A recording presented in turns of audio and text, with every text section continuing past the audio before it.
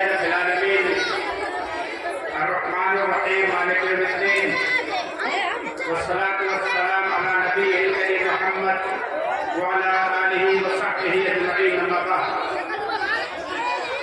قال الله تعالى في كلامه المجيد أعوذ بالله من الشيطان الرجيم بسم الله الرحمن الرحيم من كل طائفة يتفقهوا في الدين ولينذر قومهم إذا رجعوا إليهم لعلهم يحذرون وعن معاوية رضي الله تعالى عنه قال قال رسول الله صلى الله عليه وسلم من يريد الله به خيرا يفقهه في الدين.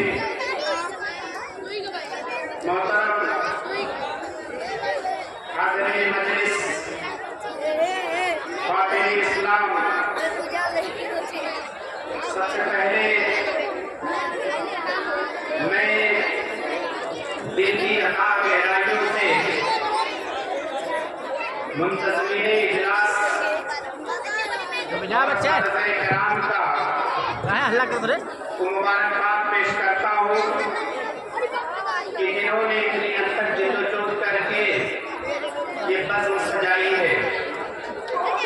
محترم حضرات، یہ مسلمہ حقیقت ہے کہ تعلیم کی اہمیت ہر دور اور ہر زمانے میں رہی ہے.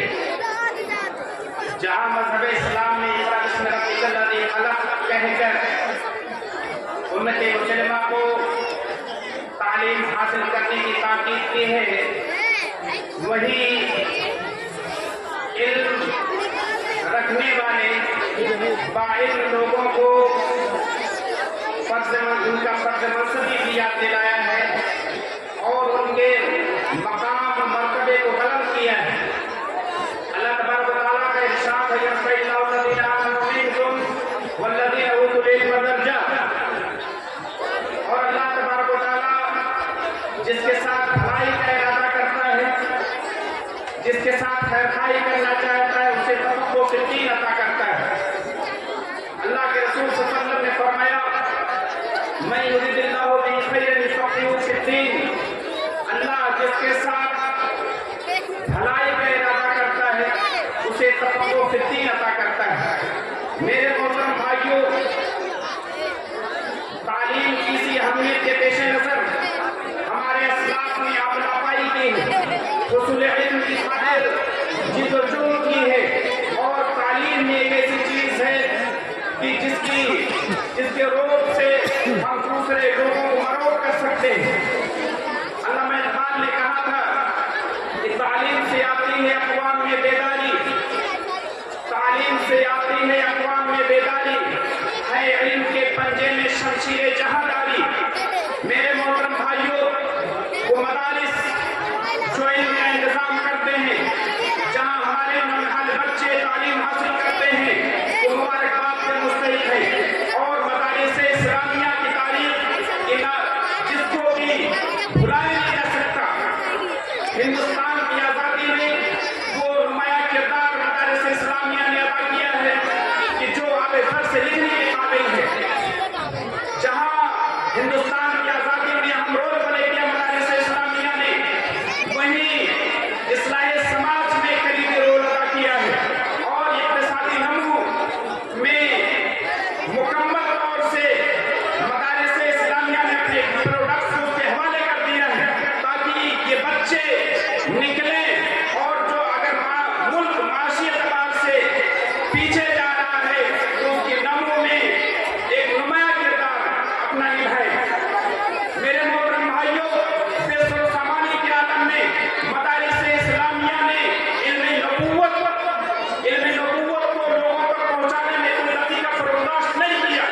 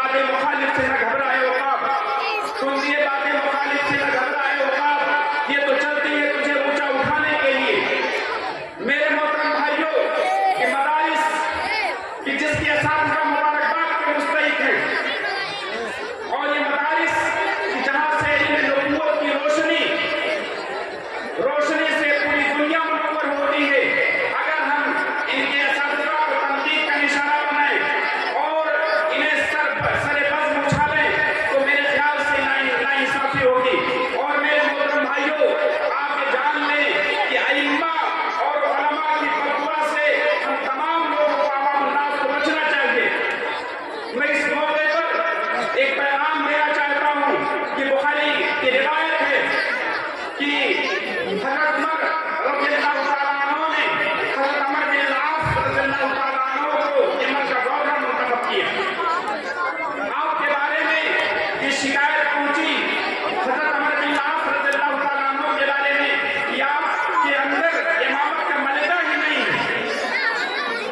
हज़रत उमर रज़ी अल्लाह तआला अन्हु ने फौरन हज़रत अमर बिन अल-आस को माज़ूर कर दिया और आपकी जगह पर अम्मार बिन यासिर रज़ी अल्लाह तआला अन्हु को मुकर्रर किया कि अब आप इमामत कराएंगे। उसके बाद हज़रत उमर रज़ी अल्लाह तआला अन्हु ने एक कमेटी तश्कील दी कि ये पता लगाया जाए कि क्या हकीकत में उन्हें इमामत करनी नहीं आती। कमेटी पहुंचती है और आपके बारे में इस्तिफ्सार किया जाता है, तफ्तीश की जाती है कि आप अपनी राय दें और लोगों से पूछा जाता है। एक शख्स कि जिसका नाम उसामा होता है वो खड़ा हो जाता है और कहता है कि इनको इमामत करनी नहीं आती। तो इन्होंने कहा कि मैंने अल्लाह के रसूल सल्लल्लाहु अलैहि वसल्लम के पीछे नमाज अदा की है, ये कैसे हो सकता है कि मुझे इमामत करना नहीं आती।